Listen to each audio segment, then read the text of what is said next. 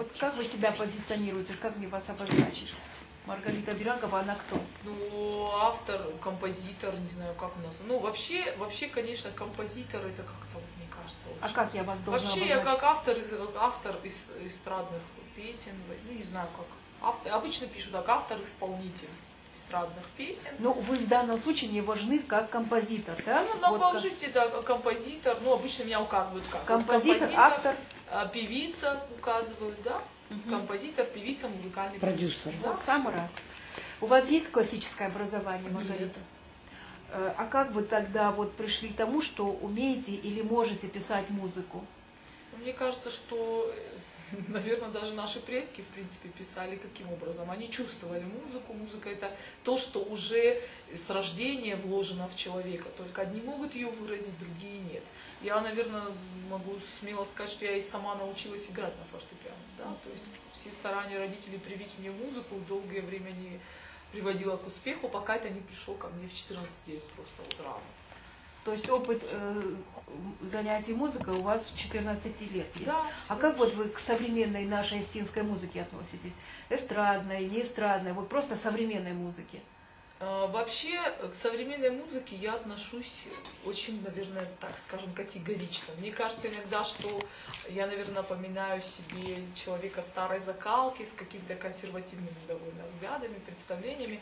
Я стараюсь идти в ногу со временем, но при этом не иду на поводу у современных тенденций, потому что я считаю, что не все, что сегодня модно, не все тут заслуживает моего внимания, например. Вот на сегодняшний день вы одна из самых востребованных композиторов у, так скажем, молодых исполнителей. Какую они просят сегодня писать музыку для себя? Вы знаете, сегодня сталкиваешься с таким фактом.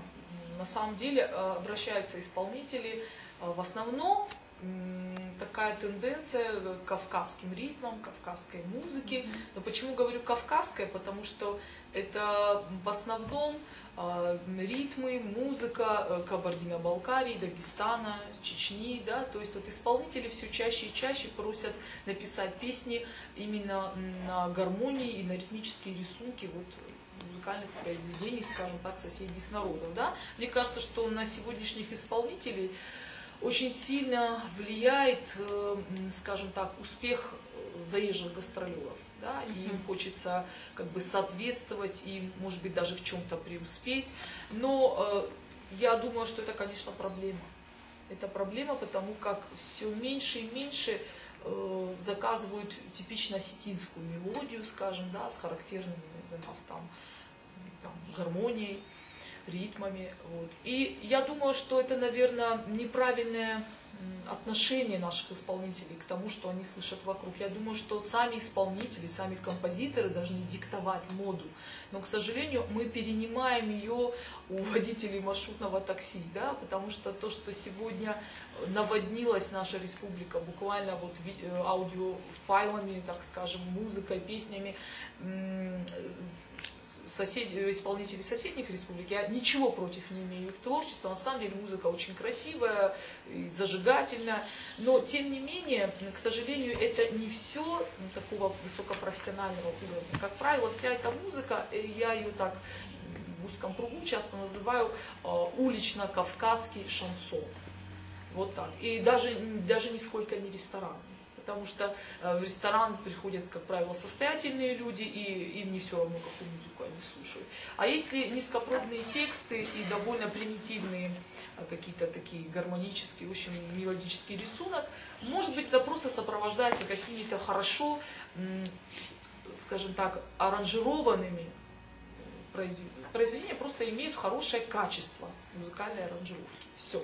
Это может быть самая наипримитивнейшая мелодия, но просто хорошего качества обработка. И все это заставляет вот двигаться под этот зажигательный ритм. И очень бы хотелось, конечно, обратить внимание авторов в первую очередь на эту проблему. Потому что мне кажется, что если исполнитель чего-то недопонимает, то на нас, как на композиторах, на поэтах, да, лежит большая ответственность. Будем ли мы идти на поводу у неправильных вкусов? Или же будем прививать хорошее Или на потребу дня писать музыку, Конечно, да, однодневную? ни в коем случае этого делать нельзя, потому что такая проблема в Осетии сложилась, об этом сейчас очень много говорят, пишут, и я думаю, что это правильно, потому что если есть проблема, о ней нужно говорить. То есть, насколько я вас правильно понимаю, согласитесь со мной вы или нет, я не знаю, но сегодня осетинской песни и музыки просто нет, да? Ну, если даже и есть, то очень она редкая стала, очень такая, она потеряла свою силу. То есть мы стали похожи на наших соседей и в музыке, и в ритмике своих Да, вот песен. когда обращается, скажем, обращается ко мне исполнитель, допустим, какой-то популярный, и говорит, ты слышала что-нибудь Биштова, Дзыбова, Тхагалегова, я хочу вот как у него.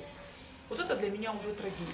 Потому что человек не просит меня, напиши что-нибудь свойственное моему диапазону, моему внутреннему миру, хочу что-нибудь такое, вот наше.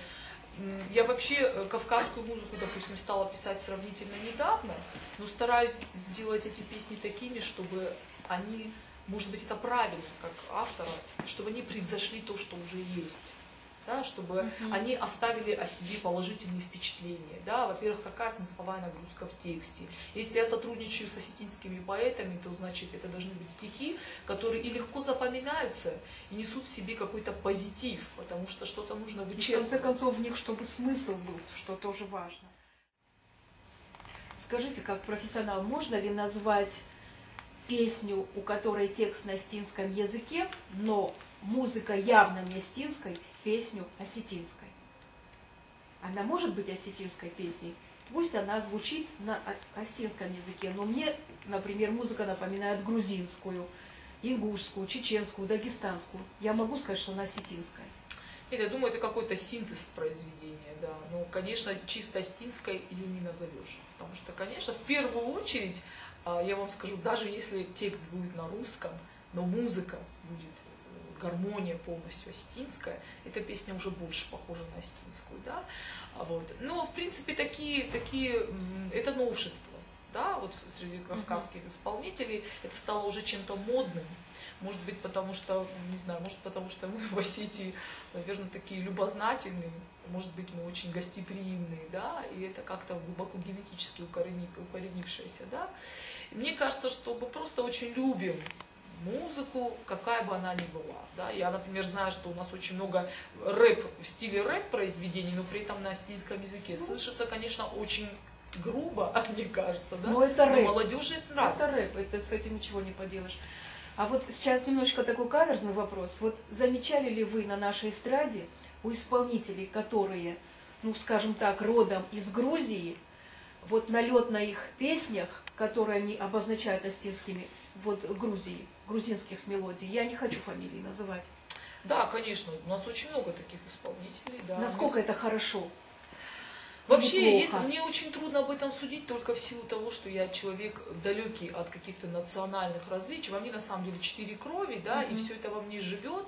И я думаю, что если чего-то бывает очень много, это плохо. Достаточно, чтобы это было в каком-то минимальном таком количестве на любителя, да. Но если есть востребованность такой музыки, да, может быть, на самом деле народ не виноват, что он родился на территории Грузии, Конечно. но при этом является осетинами. Они вобрали в себя как осетинскую, так и грузинскую культуру. А это, знаете, это с молоком матери передается. И все это настолько живет в людях, что, конечно, им приходится как-то все это вот в смешанном варианте, в таком коктейле преподносить слушателю. Да? И вы знаете, такая музыка имеет успех. А имеет ли смысл, например, исполнителю или композитору, который пишет музыку, в частности на осетинскую песню, как это, например, делает тот же, будучи русским, воложанин, который прекрасно знает, как пишется осетинская песня, и он не позволяет себе, например, писать осетинскую песню, если он хочет именно осетинскую написать на русскую мелодию или там на какую-то азербайджанскую, мне не важно, чтобы они изучали, как пишется вот канон написания осетинской музыки. Вот я слышала... То есть должны ли композиторы изучать пусть канон, это, да, это же их хлеб, я так понимаю. Ну, Конечно. я не говорю вот однодневные песни, вот заказные, которые вот сейчас вот на кавказские мелодии, но если у меня заказ, например, написать именно там про маму, какая-то классическая должна быть песня, но я хочу, чтобы она была в астинском звучании. Ну вот как композитор, я должна же понимать, как пишется астинская песня, или мне просто так кажется? Обязательно. Я, например, сейчас скажу вполне откровенно, мне, например, очень трудно сегодня довольствоваться теми музыкальными произведениями, которые есть, для того, чтобы написать типично астинскую мелодию. Да? И мне приходится слушать. Если первый сборник, это только в 1948 году появился первый сборник музыкальных таких вот произведений, да, в астинский фольклор, то, конечно, сейчас приходится просто залазить в интернет, вычерпывать эту информацию, потому что ею нужно подпитаться, прежде чем ты выдашь это как новое произведение. Да? И вот сегодня, я думаю, что каждый уважающий себя композитор, если он хочет внести определенный вклад в развитие астинской музыки, он просто обязан изучить вот этот фундамент. Да? Я, например, сама чувствую, что у меня есть такие пробелы, и я настроена, например, очень много исследовать по этому вопросу. Например, сейчас я работаю над тем, чтобы... У меня есть такие несколько заказов, и это идет, конечно, с согласием самого исполнителя, чтобы в его современной осетинской песне звучали элементы такие этнического характера. Да? То есть, скажем, это применение в аранжировке старинных инструментов астинских, да, кишен, фадыр, дала фадыр, да, чтобы это все как-то красиво сочеталось. Потому что мне кажется, что если песню услышат в каком-либо, как скажем, уголке нашей страны, то сразу чувствовала, что вот это астинская музыка. Да, и это очень красиво, это очень, кстати, сейчас стало очень модным. Например, есть очень много русских произведений с такими с фольклорными моментами, элементами, это очень красиво. Или, скажем, у нас есть очень много таких песен, это героические песни, песни такого, скажем, там охотничьи, бытовые, очень много различных таких фольклорных произведений. И мне кажется, что вот если даже сопровождение к исполнителю при записи голоса будет сзади как оформление вот эти голосоведения, да, это будет просто потрясающе. Он только от этого выиграет. Конечно, только выиграет, потому что нужно что-то придумать эдакое, как говорят, вот, что все новое, хорошо забытое старое. Да? Я думаю, что это не совсем так, потому что новое это всегда новое, но это всегда построенное на старом фундаменте. И вот эта ниточка, которая очень, знаете, такая уже обветшала, она пока дошла до нас, у нас все-таки, к сожалению, много произведений, я думаю, просто исчезло, они не сохранились, наши астинские старинные произведения. Да? И, к сожалению, это только, по-моему, в 20-е годы собирался вот этот материал весь, да, опубликовывался. Я думаю, что все, что из уст в уста вот так вот сохранилось, то изберегли. Но вот эта ниточка, ее либо сейчас мы просто оборвем, либо мы завяжем плотный узелок и продолжим дальше. То есть сейчас зависит все от нас. А когда вы успели еще на факультете журналистики отучиться? Я до сих пор учусь заочницей. А в нашем университете? Да. А вам это интересно? Меня пригласила на факультет журналистики Рима Заурбековна Кумаева. Она позвонила мне и сказала, что она слушает мои песни и не любит современную эстраду, особенно местную. Но она говорит, что именно вот ваши песни я слушаю, ваши песни мне нравятся. И мне было очень приятно, что она пригласила меня и говорит, я смотрю, вы так красиво пишете, а вы вообще пишете вот что-нибудь, такую статьи, там, у меня тетя преподаватель тоже на факультете журналистики, она, видимо, как-то ей дала послушать мои песни. Я не думаю, что Рима Заурбековна копалась в интернете для этого. И, значит, она узнала, что я вот пишу, и я говорю, да, у меня очень много, очерки пишу, много чего. И она меня пригласила поступать к нам. И я вот поступила с ней, так скажем, доброй волей. Поступила и начала, ну, если честно, мне скучновато. Мне скучновато. Динамики мало, да? Знаете, мы пользуемся еще той информацией, знаете, это просто книжная информация, когда-то много лет назад написанная. Но ее недостаточно для того, чтобы в современной журналистике чувствовать себя на плаву. Я думаю, что если мы сейчас уедем в Москву, мы себя почувствуем просто вот пастухами, да, на поле, мне кажется, вот так. И я сама вычерпываю какую-то информацию, там, что-то, чего-то.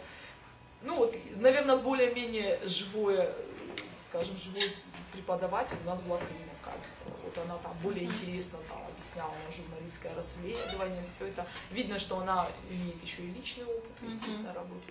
Это важнее. А так, в общем-то, факультет просто уже, мне кажется, знаете, там вот у нас 13 человек на факультете было, и из 13 человек ну, наверное, 10 человек, это на самом деле пишущие уже люди, работающие в сфере журналистики. Кто-то в газете уже работает, кто-то спортивный комментатор, кто-то... Вот Элина Марзоева, она моя однокурсница, да, она уже имеет опыт работы на радиостанции. Поэтому я думаю, что надо за нас вот так держаться, но мы этого не чувствуем. Ну, в любом случае лишних знаний не бывает, мало ли что. Все. Спасибо вам большое. Вам тоже Эфир 26 в 19:30. сентября.